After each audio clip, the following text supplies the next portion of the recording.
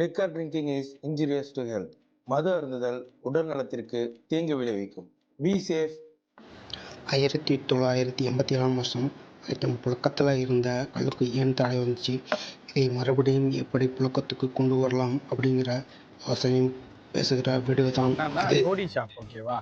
டோடி ஷாப்னா கல்லுக்கடை. நீங்கள் நினைக்கிறதெல்லாம் கிடையவே கிடையாது. சத்தியமாக யாரும் அப்படி யோசிக்காதீங்க. பிஜு டோடி ஷாப். வாங்க என்னாச்சு அப்படின்னு பார்ப்போம். 1987 கல்லுக்கு 3 விழா நடந்ததுக்கு காரணம் மனிதனுடைய பேராசையும் சில சமூக விரோதிகளும் தான். எப்படின்னா, இயற்கையான முறையில் கல்லை தென்னை மரம் பனை மரத்திலிருந்து இருக்கும்போது பார்த்துருப்போம். ஆனால் மதுபானத்துக்கு பெரும் போட்டியாக வந்துடும். சமூக விரோதிகள் கல்லை செயற்கையாகவே தயார் பண்ண ஆரம்பிச்சிட்டாங்க. சரி, இவனுங்க தான் அப்படின்னு பார்த்தா, ஒரு சில பனை தொழிலாளர்கள் யானை தான் தலையிலே மண்ணை வாரி போட்டுக்கிற மாதிரி யானை கல்லில் கலப்படம் பண்ண ஆரம்பிச்சிட்டாங்க. விற்காத புளிச்சு போன கல்லில் சர்க்கரை, நேசல் தண்ணி, அரிசி மாவுன்னு இவங்க ஒரு பக்கம் கலப்படம் பண்ணுறதுல ஜெட்டு வேகத்தில் போய்கிட்டு இருக்கு. ஒரு பாட்டில் இங்க யாரையும் குடிக்க விடாம பாத்துக்கிற வேலை. எனக்கு ஒரே நேரத்துல இவ்வளவுதான் பாக்குறதுக்கு உண்மையிலேயே ஆசையா இருக்கு. ஏன் உங்க மூஞ்செல்லாம் சோகமா இருக்கு? அதுதானே. Very good. நீ அப்படியே வாங்கடி வாங்கடி தங்கம். இட்லி எல்லாருக்கும் ஜாலி. தேங்காய் சட்னி, கார சட்னி, இங்க இவ்வளவு சைடிஸ் இருக்கு. இதுக்கு மேல என்ன? நீங்க போய் காரில் உட்காரு. மறுபக்கம் சமூக விரோதிகள் glucose powder, urea, chloral hydrate, diazepam ஒரு மாதிரி ஒரு ஃப்ரெஷ்ஷாக இருக்கிற மாதிரி இருக்குங்க. ஃப்ரெஷ்ஷாக இருக்க ஒரு கண்டு சொல்லு. இந்த மாதிரி கெமிக்கல் கலந்து செயற்கையாகவே கல்லை தயாரித்து விற்க ஆரம்பிச்சு. இதை கேள்விப்பட்ட அரசு இதை தடுக்க முடியாமலும் கட்டுப்படுத்த முடியாமலும் திணற ஆரம்பிச்சிட்டாங்க. நாளாக இது ரொம்ப மோசமானது. வேறு வழி இல்லாமல் கல்லுக்கு தடை உத்தரவு பிறப்பிக்கப்பட்டது. இப்படி தமிழ்நாட்டோட இயற்கையான ஊட்டச்சத்து நிறைந்த பானமான கல்லுக்கு மனிதர்களால் இழைக்கப்பட்ட அநீதி தான் இது.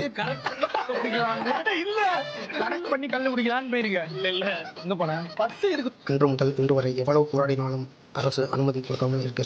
இதை சரி செய்ய அரசாங்கம் மட்டுமே முடியும். சரி, கல்லை திரும்பவும் இப்படி பழக்கத்துக்கு கொண்டு வரலாம்னு ஒரு சின்ன யோசனை.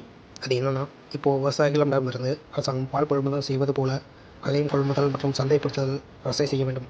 ஆனால் அது அவ்வளவு சுலபம் இல்லை. வெளுத்துருவேன் வந்து பார்த்தானா உங்களை? என்ன கேட்டா? ஒரு பாட்டு கண்ணு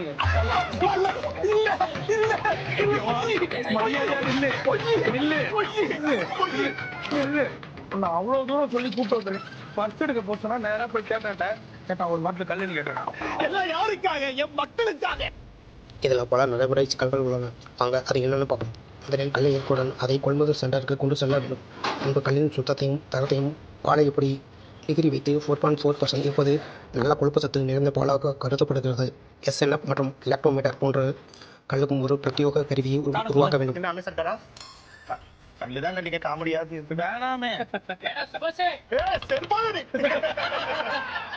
நான் வந்து இப்போ ஒரு கல்லு விளாகரா இருந்தேன்.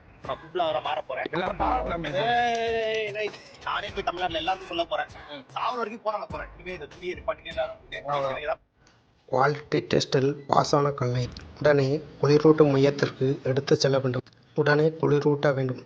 இவை அனைத்துமே 3 மணி நேரத்திற்கு உள்ளாகவே செய்ய வேண்டும். ஏனென்றால் கல்லில் இயற்கையாகவே 3% ஆல்கஹால் இருக்கும். கல் புளிக்க ஆரம்பித்தால் ஆல்கஹாலின் அளவு மடமடவென அதிகரிக்கும். எனவே ஆல்கஹாலின் அளவை குறைத்து பிளாஸ்டிக் பாட்டில்களில் அடைத்து அதனை சந்தைப்படுத்துதல் அப்படின்னு அரசுதான் ஆரம்பி பண்ணணும். நீ மட்டும் போடா. Good bye. தண்ணி வேண்டாம். கல்லு கொஞ்சம் காலில் படுதா தள்ளி விட்டான்னு கேட்கலாம். தண்ணி வாங்கலாம். வெள்ளம். பீட்ரூட் நல்லதுடா. பீட்ரூட் சாப்பிட்றா. பீட்ரூட் சாப்பிட. ஆகவே கல்லை சந்தைப்படுத்துவதற்கு தொழிற்சாலைகள், பணியாளர்கள்னு சில பல ஆயிரம் கோடிகள் இவ்வளவு தொகைகளை இன்வெஸ்ட் பண்ணி கட்டமைப்பு செய்தால்தான் போதையில் தத்தளிக்கிற தமிழ்நாட்டை மீட்கலாம். அது மட்டும் இல்லாமல் இது மக்கள் உடம்புக்கும் ஹெல்த்தியானது, விவசாயிகளுக்கும் நல்லது. சங்கடம் கூடவே தானே இருக்கு.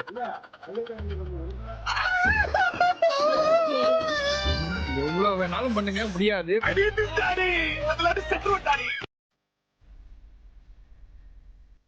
இந்த மாதிரி செய்கிறதுனால நிறைய இளைஞர்களுக்கு வேலை வாய்ப்பு கிடைக்கும். அது மட்டும் இல்லாமல் அரசுக்கும் நல்ல லாபமும் கிடைக்கும். இப்போ இருக்க டாஸ்மாக்லேயே நல்ல லாபம் வருது, அப்புறம் ஏன் அதை செய்யணும் அப்படின்னு பல பேர் நினைக்கலாம். வெறும் லாப நோக்கத்தை மட்டும் பார்க்க முடியாது, மக்களோட எதிர்காலத்தையும் பார்க்கணும்.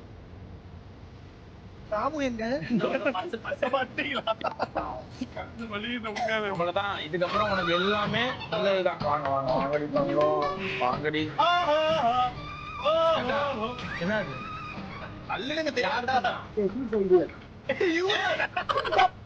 நம்ம அரசு தான் முழு மதுவிலக்கு கொள்கையை நோக்கி போகிறாங்க.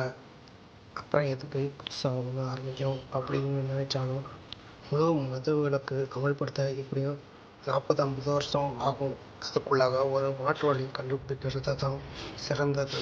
இதுதான் மக்கள் நலனுக்கும் ஏற்றது. இந்த பதிவு மக்களுக்கு விழிப்புணர்வு ஏற்படுத்தும் நோக்கில் எடுக்கப்பட்ட வீடியோ. யாருடைய மனதையும் புண்படுத்தும் நோக்கமில்லை.